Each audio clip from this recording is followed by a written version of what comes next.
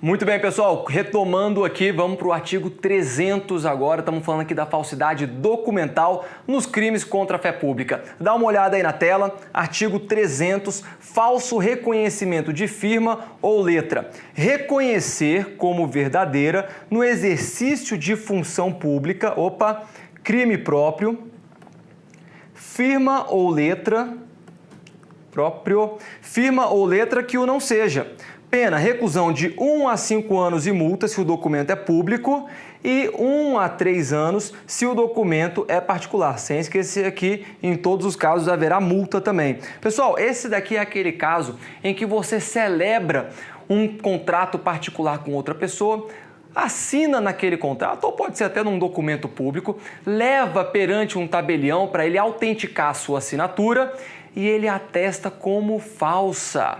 Ou melhor, ele pega uma assinatura falsa, atesta como verdadeira, sendo que não era a sua assinatura. A gente não leva exatamente no cartório para que possa ser autenticada, para que a gente possa ter segurança que foram essas duas pessoas que praticaram esse ato? Pois bem, esse tipo penal ele visa incriminar exatamente aquele tabelião ou aquele funcionário público que tenha competência para autenticar firmas ou letras. Então, se ele faz isso, agindo com dolo, botar aqui para vocês, importantíssimo, ele tem que agir com dolo. Professor, o tabelião, na hora de comparar o cartão de firma, né? A gente não tem firma reconhecida aí nos cartórios. Na hora dele comparar aquele cartão de firma com a assinatura que estava num contrato, em algum documento, ele acabou sendo negligente, não prestou atenção e errou. Ele disse que era a mesma assinatura, mas se tratava de uma assinatura falsa que estava naquele contrato e eu fui prejudicado. Muito bem, pessoal. Veja bem, ele agiu de uma maneira errada? Ele agiu com erro, ele foi negligente, ele teve culpa. Ele pode vir a ser punido civilmente, às vezes até lá no trabalho, no cartório.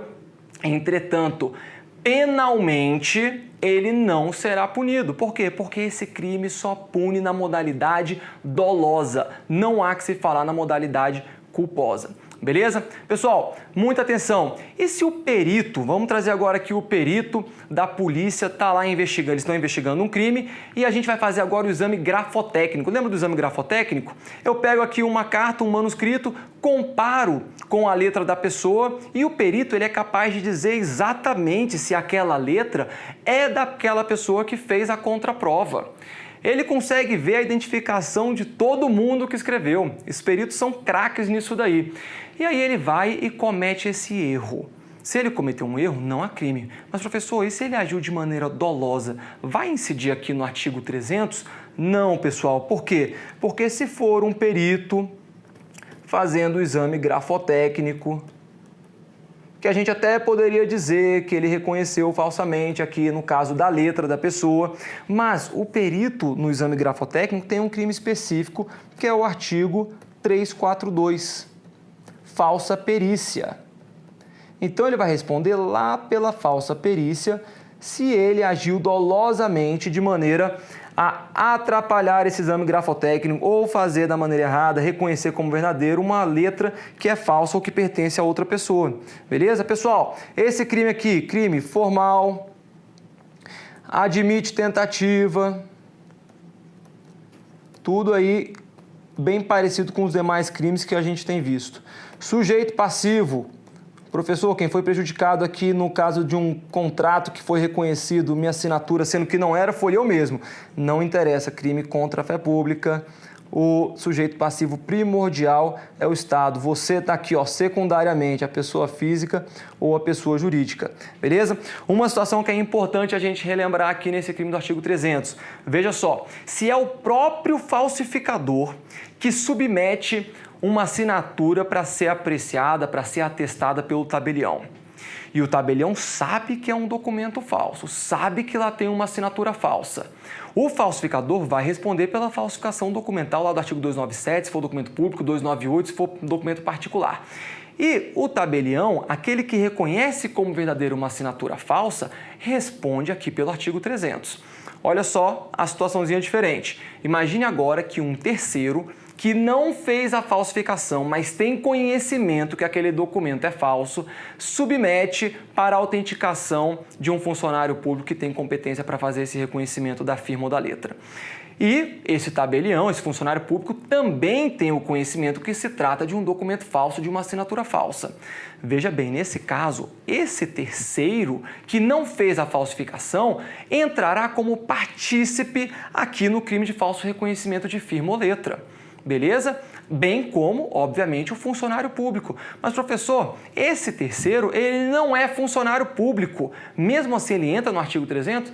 Entra, pessoal, porque trata-se de uma elementar do crime que se comunica no concurso de pessoas. Então, em que pese esse terceiro que submeteu esse documento falso, essa assinatura falsa para ser autenticada, ele vai responder também pelo artigo 300. Beleza? Em que pese não ser funcionário público. Por quê? Porque ele não é o falsificador. Se ele é o falsificador, galera, aí fica lá no artigo 297 ou 298. Beleza? Pode colocar aí na tela. Olha só um outro crime aqui, artigo 301, certidão ou atestado ideologicamente falso. Olha só o que diz. Atestar ou certificar falsamente em razão de função pública.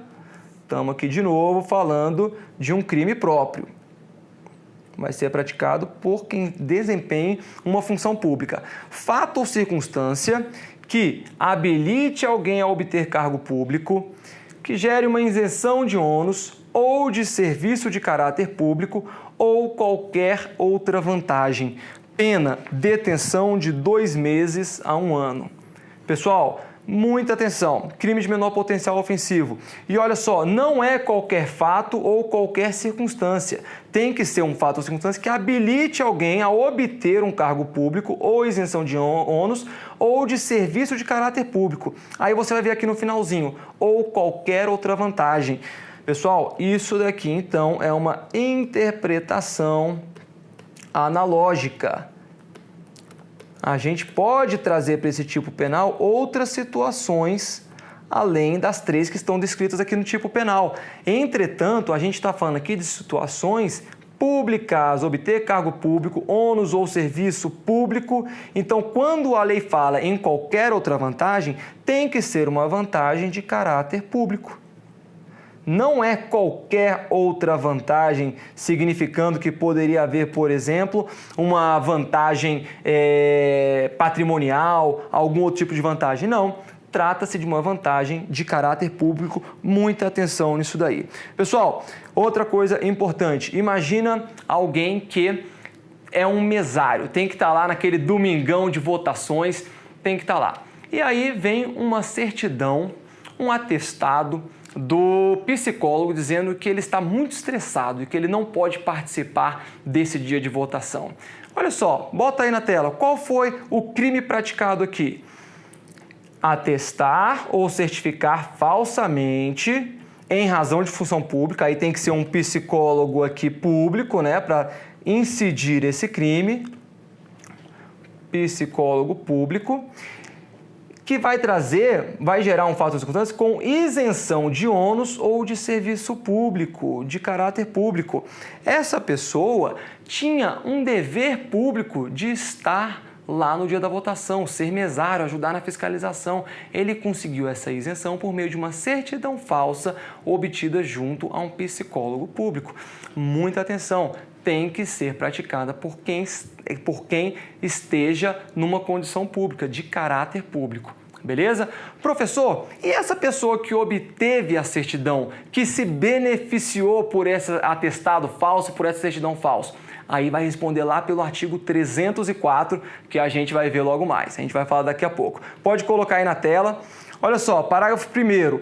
Falsificar no todo ou em parte atestado ou certidão ou alterar o teor de certidão ou de atestado verdadeiro para prova de fato ou circunstância que habilite alguém a obter cargo público, isenção de ônus ou de serviço de caráter público ou de qualquer outra vantagem. Professor, esse crime aqui está exatamente igual ao caput. Não, pessoal. Aqui o parágrafo 1º fala de falsificar. Então aqui a gente está falando da falsidade material. Lá no caput é a falsidade ideológica, só que especificamente um atestado ideologicamente falso específico para essas finalidades.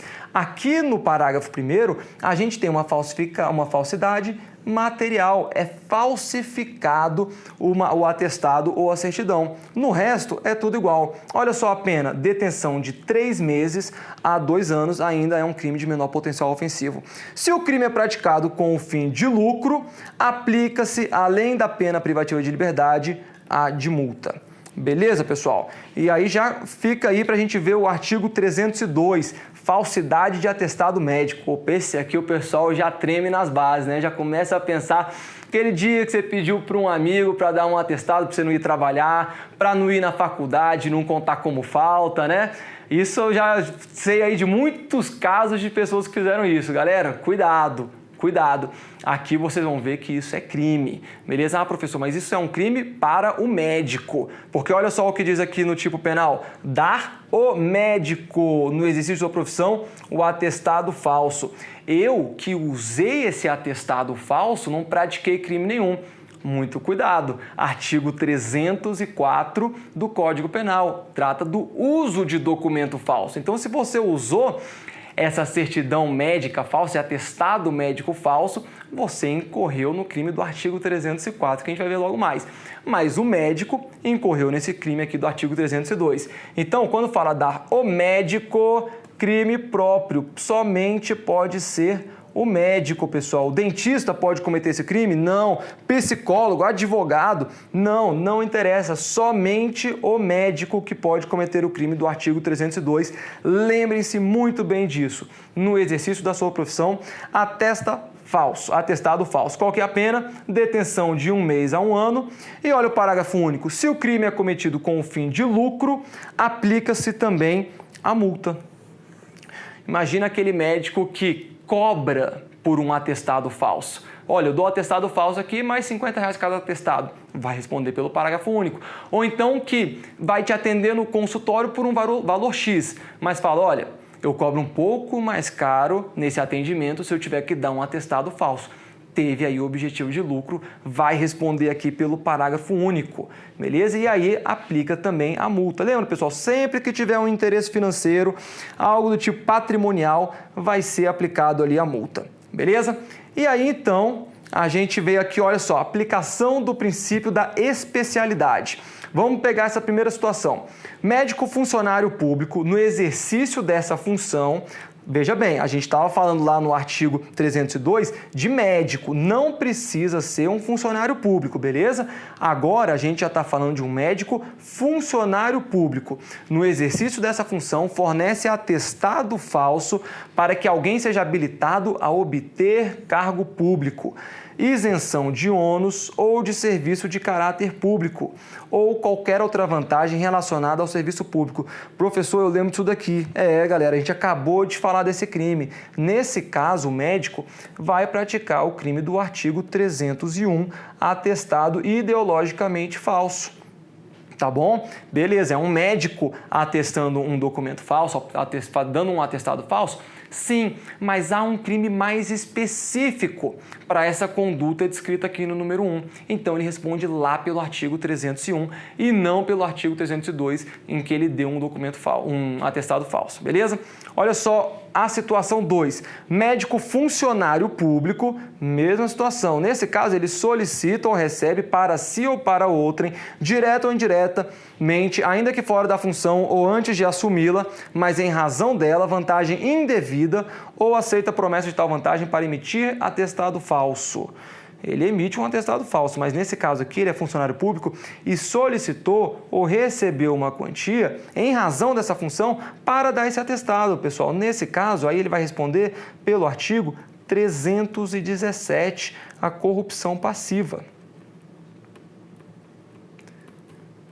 Beleza? Então vocês veem que o negócio pode ficar feio para o médico aí que inventar de dar atestado médico, principalmente se ele for funcionário público. Beleza, galera? Olha só, pode botar aí na tela, a gente vai ver aqui esse crime do artigo 303, reprodução ou adulteração de selo ou peça filatélica. Eu tenho uma ótima notícia para você. Você vai botar um X no seu Código Penal porque a gente não vai estudar esse crime, porque ele foi tacitamente revogado pelo artigo 39 da Lei 6.538 de 78. Beleza? Então, essa conduta, houve aqui a continuidade típico-normativa, essa conduta do artigo 303 agora é prevista aqui nessa lei, e a menos que essa lei seja cobrada na sua prova, você não precisa se preocupar com esse crime. Beleza? Esse é crime do artigo 303, o tipo penal previsto no artigo 303 não existe mais, foi tacitamente revogado. Claro que lá no seu Código Penal ele vai estar bonitinho, dizendo que está vigente, mas na prática ele foi revogado por essa outra lei, então vocês podem ficar tranquilos em relação ao 303. Vamos ver então o 304, que é o uso de documento falso. Pessoal, agora sim, a gente entrou num crime aqui, tem alguns crimes que eu estou chamando a atenção para vocês, que são aqueles crimes extremamente cobrados em prova e que a gente tem que ter uma atenção especial. Pois bem, o artigo 304 é um deles. Olha aí na tela.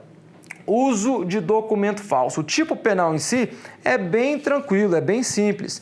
Fazer uso de qualquer dos papéis falsificados ou alterados a que se referem os artigos 297 a 302. Olha que interessante a pena. A cominada à falsificação ou à alteração. Pessoal, primeira coisa, esse daqui é um crime remetido. A conduta típica se refere aos artigos 297 ao 302. Lá que está a conduta típica desse crime. Aqui ele simplesmente fala que é fazer uso daqueles documentos. Então, trata-se aqui de um crime remetido. Trata-se também de um crime acessório ou parasitário ou difusão, tá bom? Tem aqui os outros nomes, difusão, parasitário. Por que ele é um crime parasitário, um crime acessório? Pessoal, o crime de uso de documento falso só existe se houver um crime antecedente. É obrigatório que haja um crime de falsificação antecedente para que seja possível praticar o crime de uso de documento falso. Ele não vai existir sem o outro. E olha só que interessante, muita atenção nisso. Os crimes acessórios, parasitários, difusão, se o crime antecedente tem a sua punibilidade extinta, essa extinção de punibilidade não vai gerar efeitos sobre o crime acessório, sobre o crime parasitário. Então, em que pese ter a punibilidade extinta do crime antecedente, o crime subsequente continua existindo normal. Tem exceção, professor? Tem. Olha aqui. Extinção da punibilidade. Se por acaso a extinção da punibilidade se der por anistia ou por abolício criminis, aí somente nessas situações, se a extinção da punibilidade se der por essas razões, aí o crime parasitário, o crime subsequente, deixa eu botar aqui o crime acessório, aí ele também vai ter a sua extinção da sua punibilidade. Beleza, pessoal? Então, atenção em relação ao crime acessório. Outra coisa, esse crime aqui traz uma norma penal em branco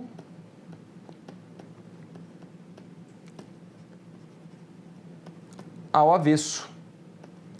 Então, veja que esse crime ele traz muitos conceitos, caracterizações diferentes daquelas que a gente está acostumado. Crime remetido é um crime acessório e é uma norma penal em branco ao avesso. Professor, explica, por favor, o que é essa norma penal em branco ao avesso ou norma penal em branco às avessas. Olha só, pessoal, a norma penal em branco são aquelas normas penais que exigem uma complementação. Elas são chamadas de corpos errantes sem alma. Elas só podem punir alguém se houver uma complementação da lei ou com atos da administração pública. Quer ver um exemplo clássico? A Lei 11.343, Lei de Drogas. Lá no artigo 33 fala tráfico de drogas e aí tem várias condutas para descrever o tráfico de drogas. Muito bem, mas olha só, a Lei 11.343 não traz o conceito de droga, não traz o conceito de substância entorpecente. Para a gente ter o conceito de droga, de substância entorpecente, a gente tem que se valer de uma portaria da Anvisa com o Ministério da Saúde. Então, não é possível haver alguém ser incriminado por tráfico de drogas se não houver essa portaria da Anvisa determinando ou discriminando o que será droga e o que não será. Então, toda aquela lei de drogas é uma lei penal em branco. Exige uma complementação para que a norma penal possa punir alguém, possa incriminar alguém. Beleza? Então essa é a norma penal em branco. Ela exige uma complementação ou da lei ou de atos da administração pública para que ela possa ser aplicada. Tranquilo. Beleza, professor. E a norma penal em branco, as avessas? Olha só, galera. A gente tem na norma penal o preceito primário e o preceito secundário. O que é o preceito primário? Vamos pegar lá o crime mais simples que existe. Artigo 121, crime de homicídio. Qual é o preceito primário? Matar alguém. O preceito primário da norma é a descrição da conduta. Então, lá no artigo 121, preceito primário, matar alguém. Qual que é o preceito secundário? A pena. Pena, reclusão de 6 a 20 anos. Esse é o preceito secundário.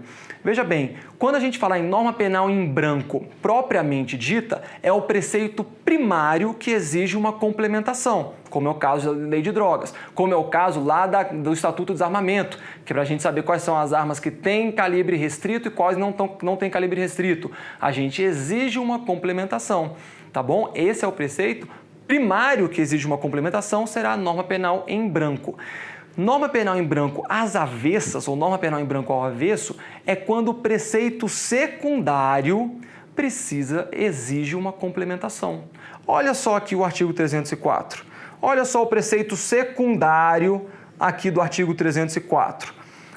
Pena acominada à falsificação ou à alteração.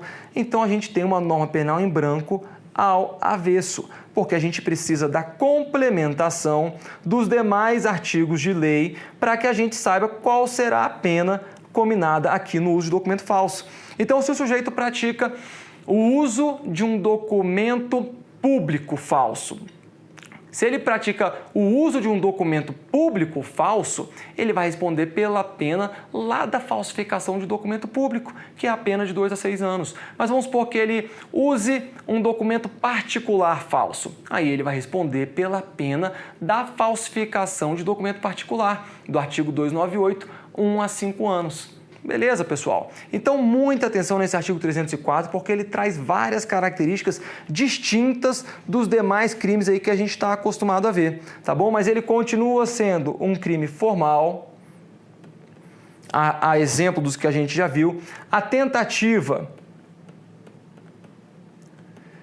aqui tem um pouco uma discussão doutrinária. Alguns entendem que é cabível, outros não, tá bom? Porque falam que é o seguinte: você começar a usar algum documento, ainda que seja o começo de um uso, Nelson Hungria fala isso, ainda que seja o começo de um uso, você já usou. Então não há que se falar aqui na tentativa. Eu até concordo com essa doutrina, com essa corrente, mas é importante saber que alguns doutrinadores entendem ser possível a tentativa nesse crime, outros não. Beleza? Olha só, também será um crime de ação penal pública incondicionada. E aí eu te pergunto, aplica-se a Lei 9.099 e os institutos despenalizadores dessa lei aqui no artigo 304? Depende. Vai depender do quê? Da pena cominada lá no crime da falsificação. Por exemplo, na falsificação de documento particular, e alguém usa um documento particular falso, pode-se receber o benefício da suspensão condicional do processo. Por outro lado, se for feito o uso de um documento público falsificado, não há que se falar em qualquer benefício da Lei 9.099. Beleza? Olha aí, galera. Então, vamos fazer o seguinte, vamos passar aqui a tela, e aí eu quero trazer para vocês o seguinte: não serão objeto de crime do uso de documento falso. O quê? A falsificação grosseira. Tranquilo, né? A falsificação grosseira não será o crime de falso, da falsidade material, e não será também possível usar um documento que tem uma falsificação grosseira. Será, portanto, crime impossível. Mas aqui no crime de uso de documento falso também é possível falar em estelionato se o uso desse documento falso puder lubridiar a vítima. Beleza? Papéis impressos sem assinatura não são documentos, por isso que não há que se falar no uso de documento falso em papéis impressos sem assinatura. Fotocópias sem autenticação, mesma situação, não há que se falar em documento nessas duas situações, então não há crime de uso de documento falso. Não são considerados documentos. beleza? Olha só, trouxe para vocês aí algumas jurisprudências que são muito relevantes e isso daqui cai em prova, tem caído muito e a gente precisa ter uma atenção especial. Olha só, a simples posse de documento falso não basta a caracterização do delito previsto no artigo 304 do Código Penal, sendo necessária sua utilização visando atingir efeitos jurídicos. Olha só, se você estiver na rua, estou andando na rua lá com um documento de identidade falso, vem a polícia, me aborda e fala, cadê a sua identificação? Você não apresenta o documento. Mas a polícia, na hora de fazer a revista, encontra esse documento, pega e vê lá, opa, esse documento aqui é falso. Você responde pelo uso de documento falso? Não, você não responde. Por quê? Porque você não chegou a usar esse documento falso. Você estava portando ele, estava na sua posse, mas você não chegou a fazer uso desse documento. Então, se você tem a posse de um documento falso, mas vamos supor que você não foi quem falsificou e você nem fez o uso desse documento falso, você não vai responder por qualquer crime. Mas tem uma exceção. Qual que é a exceção? A CNH. Carteira Nacional de Habilitação. Veja bem, se você estiver conduzindo um veículo automotor, a polícia, Detran, PRF, te para.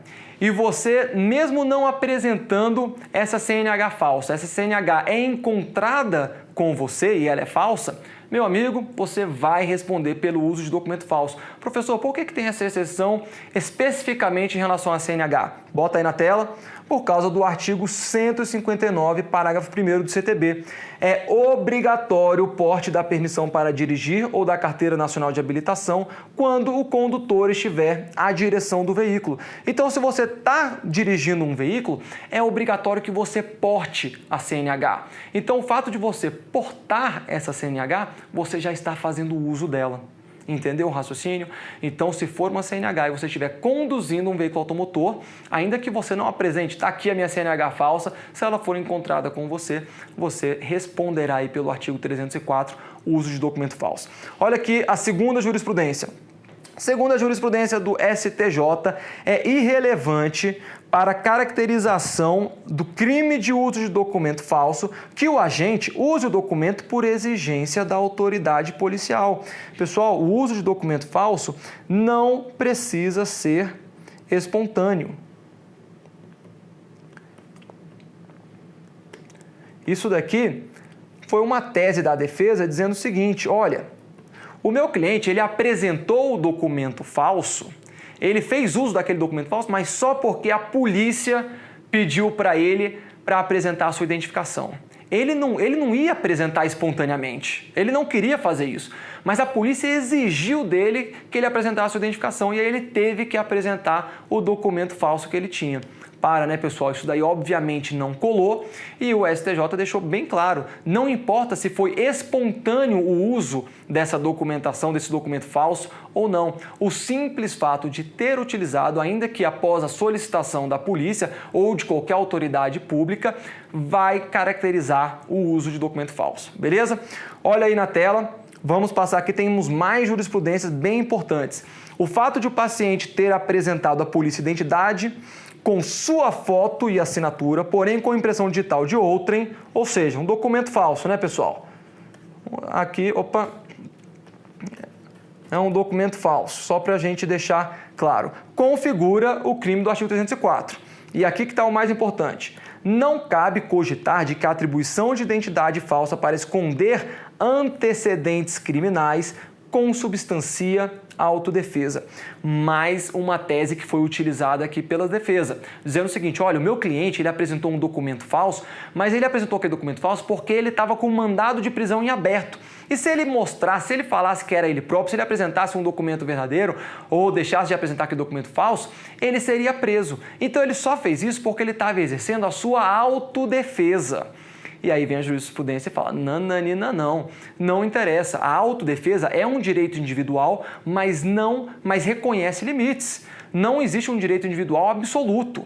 E ele não pode usar como autodefesa, usar a desculpa de autodefesa para apresentar um documento falso. Então, será crime, ainda que seja em razão de autodefesa, para não ser preso num mandado de prisão, ou alguém vai na sua residência para fazer um mandado de busca e apreensão e você fala, olha, na verdade, eu não moro aqui, meu nome é João, não é Marcelo, eu moro em outra casa, você não sou eu, deixa eu ir embora. Não, a autodefesa tem um limite, beleza, pessoal? Então, atenção nisso daí. Olha só o 4. O delito de uso de documento falso, cuja pena em abstrato é mais grave, pode ser absorvido pelo crime fim de descaminho.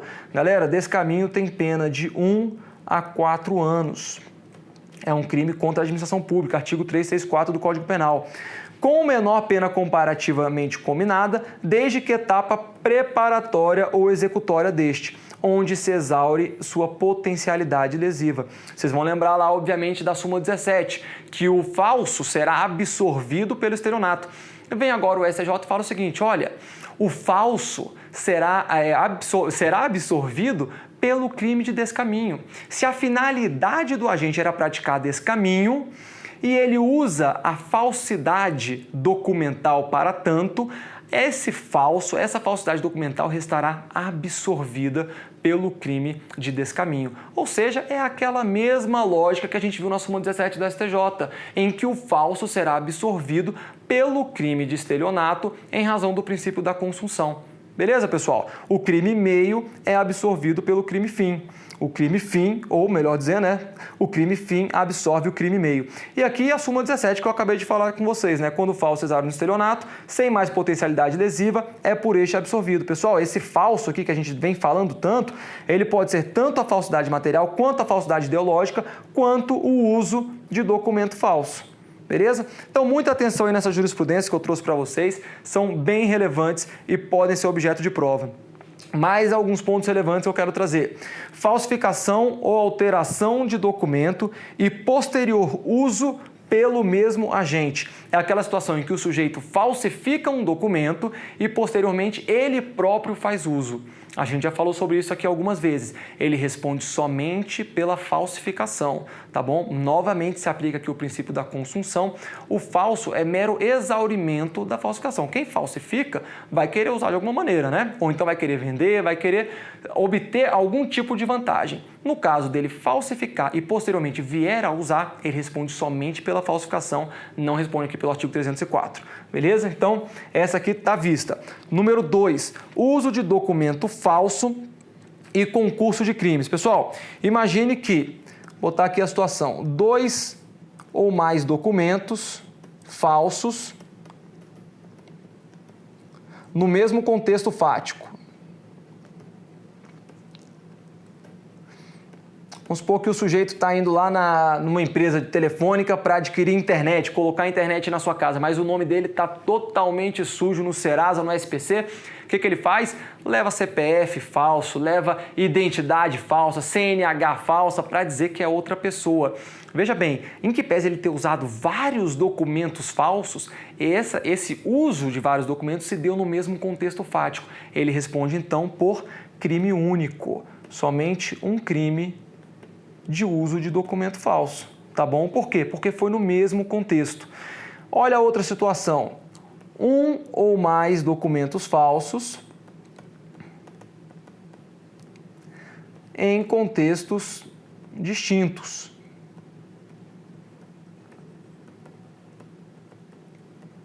Nesse caso, pessoal, como foi em mais de uma situação, ele vai responder por concurso de crimes. E aí poderá ser um crime continuado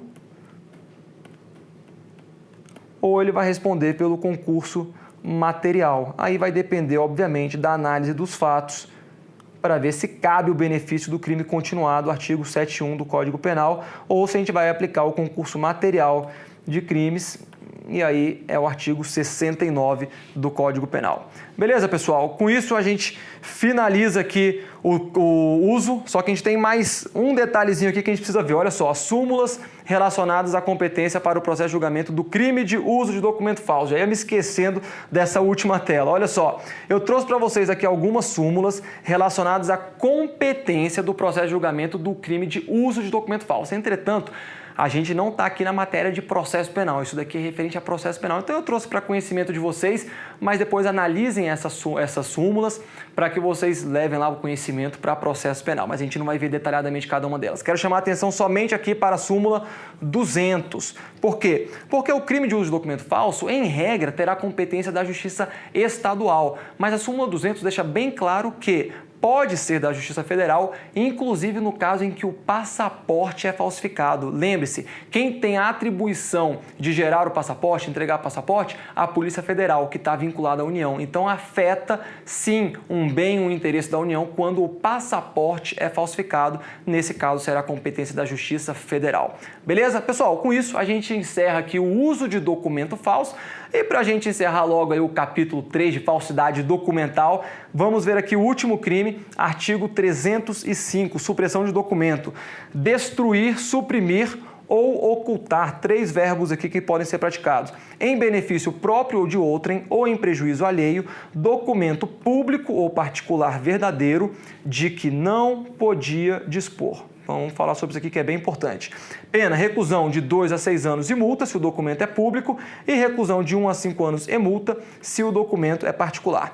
Veja bem, pessoal, aqui, novamente, não há que se falar em falsidade material. O agente pega um documento verdadeiro e destrói esse documento ou oculta esse documento. E aí, se for ocultação, ele responde, inclusive, por um crime permanente. Beleza? A ocultação, ele está mantendo escondido, a consumação está se prolongando no tempo. Mas nas outras modalidades será crime instantâneo. Mas o fato é que ele destrói um documento, ele oculta um documento para que alguém não tenha acesso, para gerar algum tipo de problema, como está aqui para vocês. Olha só, em benefício próprio ou de outrem ou em prejuízo alheio. Ele pode destruir, suprimir ou ocultar. Então, muita atenção aí nesse crime, porque se trata de um documento público particular verdadeiro, mas que a pessoa vem de alguma maneira a suprimir esse documento. Pessoal, o que eu chamei a atenção aqui em relação a de que não podia dispor? Simplesmente porque tem documentos que são seus. Tem documentos que o problema, se ele for suprimido, se ele for destruído, se ele vier a ser ocultado, o problema é seu. Então tem documentos que você pode dispor deles. Imagina que você celebra um contrato particular com outra pessoa e você tem a sua via, ela tem a dela. Aí você pega a sua via, que é a sua segurança, e fala, quer saber, não quero mais essa porcaria não. Rasga, queima, joga fora. Você podia dispor daquela via? Sim, porque a sua via é a sua segurança. Você tem total disponibilidade sobre aquele documento particular. Entretanto, vai que você pega agora a via da outra parte, rasga, joga fora, oculta, queima. Isso você não pode fazer, porque a via da outra parte você não pode dispor. Não cabe a você atuar contra a via de outras pessoas. Beleza, pessoal? Então, muita atenção aí nesse crime. Com isso, a gente finaliza aqui mais uma parte, capítulo 3º, falsidade documental de crimes contra a fé pública. Vamos continuar aí no estudo forte. Logo mais a gente volta aí dando continuidade. Temos mais alguns artigos bem importantes para ver nos crimes contra a fé pública. Até mais!